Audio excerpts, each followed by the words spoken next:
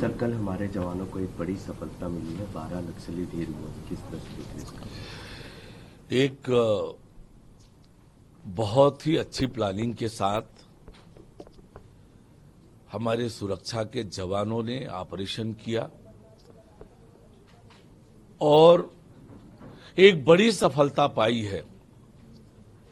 मैं सुरक्षा के जवानों को बहुत बधाई और शुभकामनाएं देता हूं।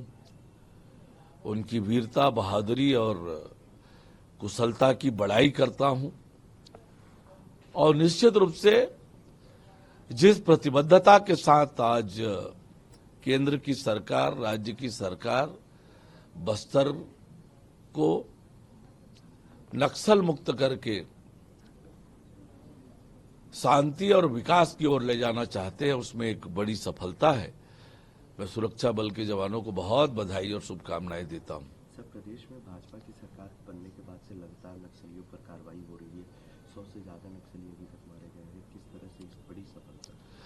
लोकतंत्र में हिंसा का कोई स्थान नहीं है और बस्तर के सुदूर गांव में रहने वाले लोगों को वहां तक विकास पहुंचे, वहां तक सरकार की योजनाएं पहुंचे, वहां के बच्चों को अच्छी शिक्षा, स्वास्थ्य मिले, ये सुनिश्चित करना सरकार की जवाबदारी है और इसके लिए बस्तर में शांति बहाली करना आवश्यक है, क्योंकि ये विकास में बाधक बनते हैं और इसलिए जो भी विकास में बाधक बनेगा या तो विकास के मुख्य धारा में आ जाएं, सरेंडर करें और या फिर सरकार के पास जो रास्ते हैं उन रास्तों पे चलकर बस्तर में शांति बहाली सरकार की प्रतिबद्धता है और उस दिशा में ठोस और मजबूती से काम हो रहे हैं। उसका अच्छा परिणाम भी हमें मिल रहा है। सर, अरविंद केजरीवाल को अंतरिम जमानत दी गई है। चुनाव प्रचार भी वो कर सकते हैं। क्या लगता है किस तरह का फैसला है और कितना इफेक्ट डलेगा ये चुनाव प्रचार?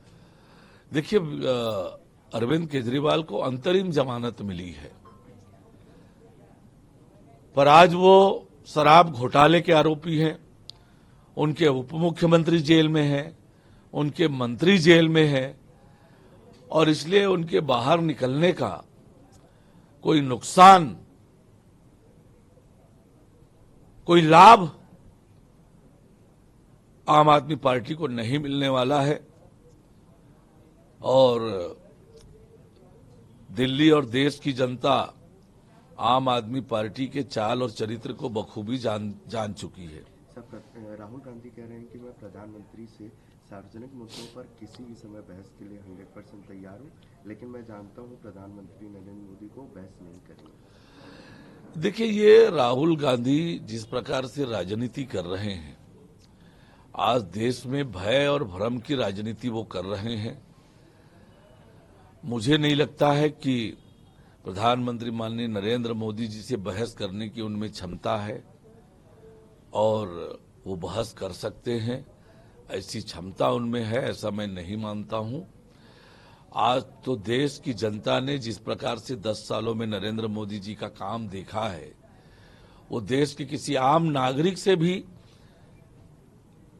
बहस नहीं कर पाएंगे। नरेंद्र मोदी जी से बहस करना तो बड़ी बात है। सर, उद्धव ठाकरे कह रहे हैं कि प्रधानमंत्री नरेंद्र मोदी का ड्रामा जो है वो 4 जून तक चलेगा और 4 जून के बाद वो प्रधानमंत्री नरेंद्र मोदी नहीं बल्कि सिर्फ प्रधानमंत्री नाम से जाना जाएंगे, नरेंद्र मोदी नाम से जाने जाएंगे। अब उद्धव ठाकरे जी की जो हालत महाराष्ट्र में हुई है, नकली शिवसेना और किनके इशारों पर वो खेल रहे हैं, बाला साहब ठाकरे के सपनों को गिरवी रखने का काम उद्धव ठाकरे ने किया है। उनके विचारधारा, उनकी सोच के विपरीत वो राजनीति कर रहे हैं, उनके सपनों के विपरीत राजनीति कर रहे हैं। महाराष्ट्र की जनता उन्हें कभी माफ नहीं करेगी और आने वाले चुनाव में न केवल उद्धव ठाकरे, कांग्रेस पार्टी को भी लोग ढूंढते रहेंगे 4 जून के बाद। सर, रेवंत रेड्डी ने सवाल उठाया है दोबारा पुलवामा पर और कहा है कि सुरक्षा और खुफिया विफलता के कारण पुलवामा अटैक हुआ। देखिए, ये कांग्रेस पार्टी के लोग बौखला गए हैं और बौखलाहट में इस प्रकार की बातें कर रहे हैं। हमेशा देश के सुरक्षा बल और देश के संवैधानिक संस्थाओं पर उंगली उठाना इनकी आदत बन गई है और इसीलिए आज ये हाशिए में चले गए हैं और 4 जून के बाद तो ये कहीं के नहीं रहने वाले हैं।